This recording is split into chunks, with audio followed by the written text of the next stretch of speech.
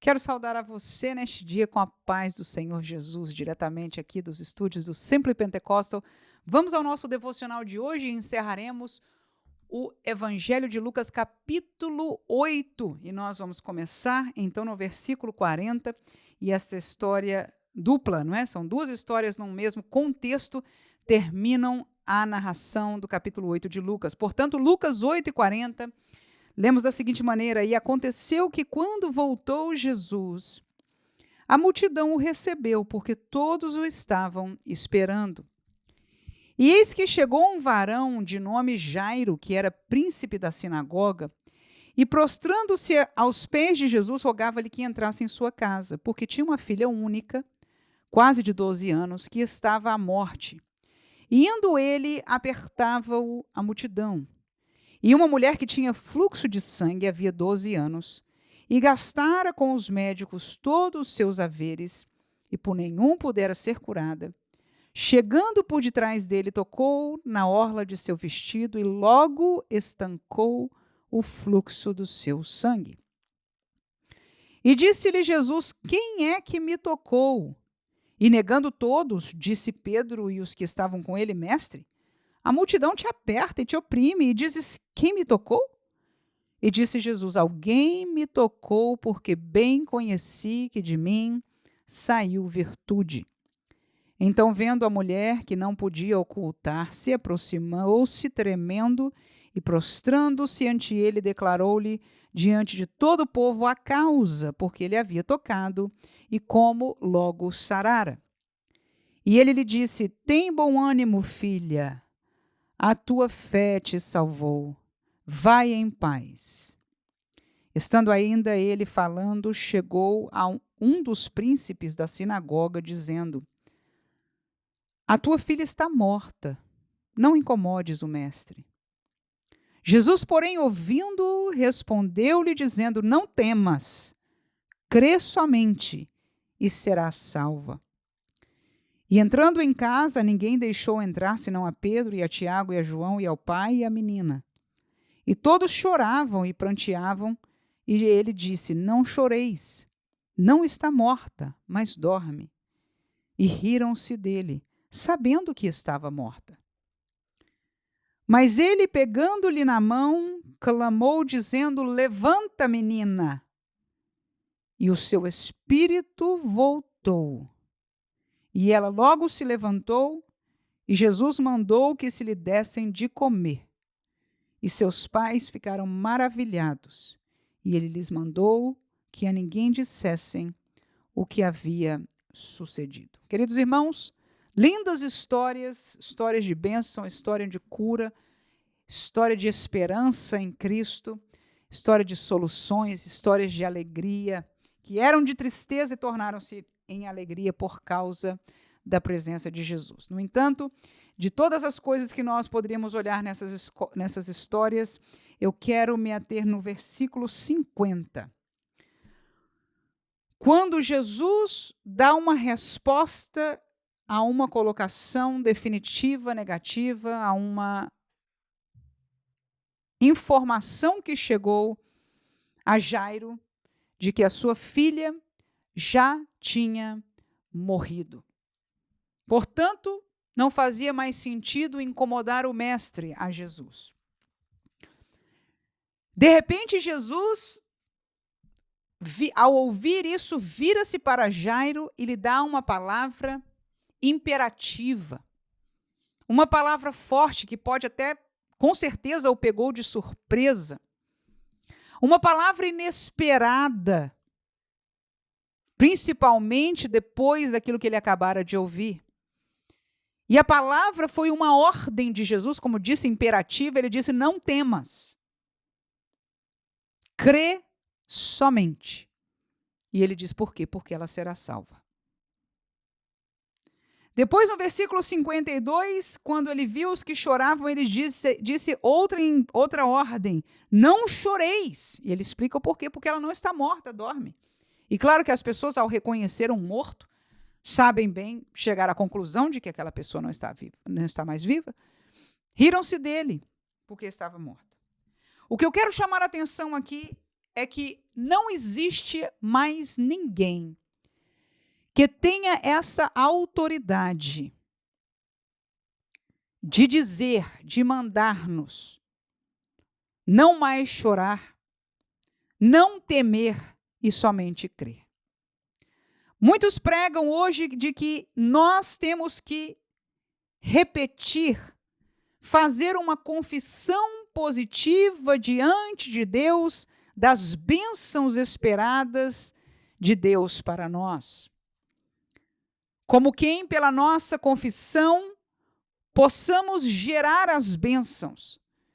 Eu quero entender e descrever claramente pela Bíblia que isso não acontece.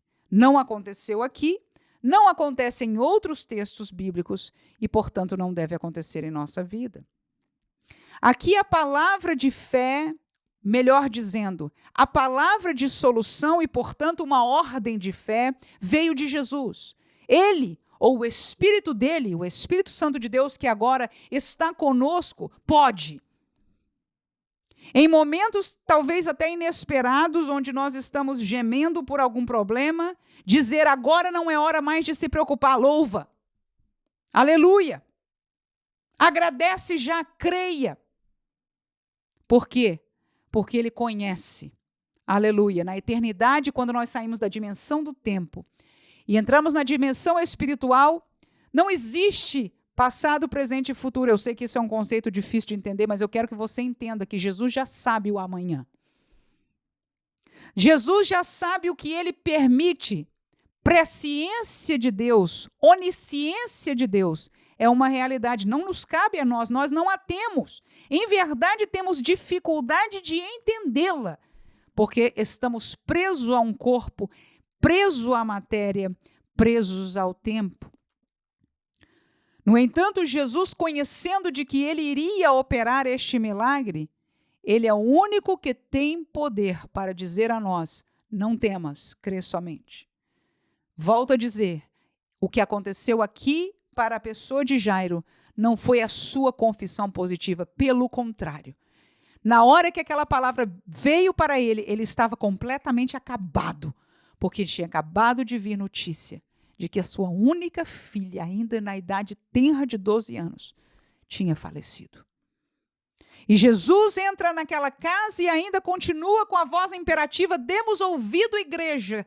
Em verdade, não só a igreja, porque às vezes Deus fala à igreja, mas a nós, indivíduos crentes. Porque muitas vezes o Espírito nos dá direção, nos dá ordenança de fé e nós não temos sintonizados os nossos ouvidos para escutar. E, portanto, não cremos, portanto, nos desviamos, portanto, não levamos Jesus para casa, portanto, não oramos mais por aquele negócio, mas que possamos aprender da palavra de Deus, que estejamos sintonizados no que diz Jesus. Jesus não fala besteira. Parecia que ele estava falando besteira quando ele disse, ela não está morta, ela está dormindo. Riram-se, claro, quem não riria? Não riria aqueles que conhecem a Jesus. Eu garanto a você que Pedro, Tiago e João, foram os três que ele permitiu subir com ele, exatamente no 51, não se riram da palavra de Jesus, porque eles já conheciam como Jesus trabalhava. Quando Jesus falava assim, eles já sabiam, Deus vai operar, ele vai fazer. Aleluia! Nós devemos ser como eles, conhecermos já o Senhor. Quando ele não fala, ele não fala. A nossa confissão positiva não vai mudar a realidade de Deus. A nossa oração, o nosso clamor pode mover o coração e a ação de Deus. Mas a nossa demanda, o nosso pensamento positivo não mudará em nada, porque não tem este poder. No entanto, quando Deus fala, quando Jesus falou, quando o Espírito Santo, quando é Ele quem fala, é porque o Senhor já tem preparado para nós. Que possamos neste dia aprender de que Ele ainda pode mandar. Aleluia! Que nós tenhamos ouvidos espirituais para ouvir. E a Bíblia diz que Ele mandou, levanta menina, e o Espírito voltou. Então, quando diz que o Espírito voltou, ela não estava dormindo fisicamente. Jesus sabia. era mesmo uma ressurreição. O Espírito voltou a ela. Glória a Deus, porque as nossas causas impossíveis, para Deus não há nada impossível. Eu termino esta nossa meditação com a apresentação para você. Devia ter feito na segunda-feira, eu espero que alguns já tenham visto. Este calendário do mês de julho já está disponível na descrição do nosso vídeo. Então, se você ainda não conhece, nós disponibilizamos para você o mês, né? Você pode imprimir. Eu chamo esse de o calendário devocional do crente fiel. Porque um crente fiel, aleluia, ele tem que ouvir a voz de Deus, como falamos, né? E para ouvir a voz de Deus, somente duas maneiras. Glória a Jesus. É a leitura da Bíblia e a oração. Então, nós colocamos aqui um espacinho para você colocar o que você leu da Bíblia. E se você leu um versículo, escreve com alegria. Muita gente entra dia e sai dia e não abre a Bíblia Sagrada. Parece que a Bíblia Sagrada só é aberta, se é que é levada, no domingo no culto. Mas que Deus nos guarde de prezarmos mais do que tudo em dias como hoje para abrirmos diariamente a Bíblia Sagrada. Mesmo que seja um versículo, anota lá, por favor. E ali embaixo nós temos 3 desenhos aí, que significa que está aqui embaixo, olha, oração cumprida, oração abençoada e oração de fogo. Você sabe que nem toda oração é igual, né? Algumas delas a gente está tão cansado do dia, ou alguns problemas e que é, Senhor, tu sabes, tem misericórdia de mim neste dia, amém, e você cai dormido. Então é uma oração cumprida, você foi fiel, você falou com o seu Deus. Mas uma oração abençoada que seria simbolizada por esse joinha, aquele tempo que você pôde falar um pouco mais com o Senhor, né? Gastou um pouquinho mais de tempo, intercedeu por alguém, e graças a Deus que você foi fiel diariamente. E aqui, ao colocar um mês, você vai poder ver. E a oração de fogo são aquelas pela graça de Deus, né? Que a gente sente a presença de Deus, se quebranta, somos abençoados, aleluia. Muitas vezes falamos línguas estranhas, glória a Deus por isso. Então, quando tivermos um momento assim, circula o fogo e a ideia é de que você, ao olhar, não tenha só verdinho no calendário do mês inteiro, amém, irmãos? Que uma vez ou outra apareça um joinha aí, que uma vez ou outra, pela graça de Deus, apareça uma oração de fogo, porque lendo a palavra e orando, nós continuaremos fiéis e guardados pelo Senhor. Que Deus abençoe você neste dia e no decorrer desta semana, em nome de Jesus. Amém.